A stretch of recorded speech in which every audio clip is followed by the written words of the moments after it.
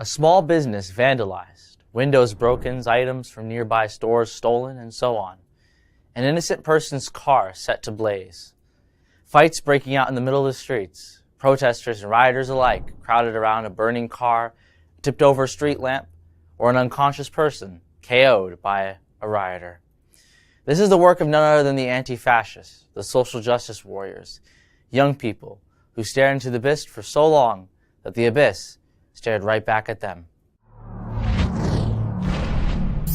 As we've seen all across major college campuses, every time a conservative commentator like Milo or Ben is invited to speak on campus, chaos ensues, as protesters violently demand that these speakers be silent. You might ask yourself, why do these protests occur?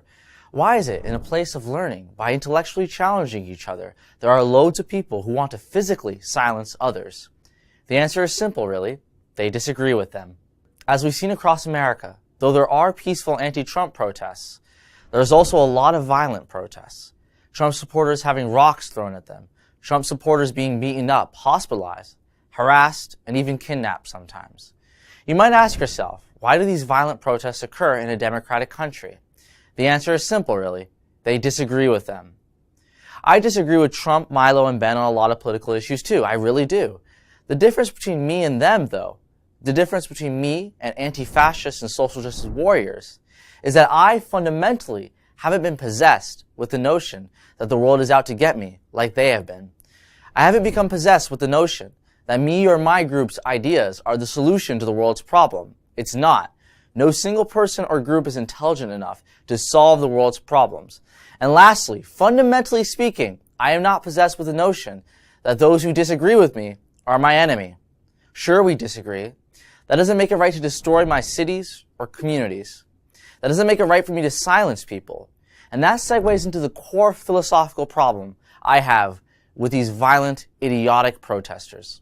The reason why all this violence occurs stems from the left's corruption of the younger generation's collective mind. The left, through academia, has convinced millions of young people to value their feelings over principles. So, for example, that they value the right to be called whatever they want to be called over the principle of free speech and expression. So they pass laws legally enshrining that their feelings don't get hurt when these snowflakes don't get called the pronouns that they want to be called. The left, through academia, has convinced millions of young people that our economic system, free market capitalism, the freedom to do what you want with the money that you earn, is oppressive. And we'd be better off living under communism or socialism, state control and theft, when communism failed and every single country was implemented in and millions of people died as a result. And finally, the left, through academia, has convinced millions of young people that they're victims of some uber-white supremacist patriarchal system, even though there's no evidence for such a thing's existence. So in the minds of all these young, violent protesters, it's not just that Milo and Ben are people they disagree with. In their minds, these are people they need to fight against, violently fight against, because they think the other is the enemy.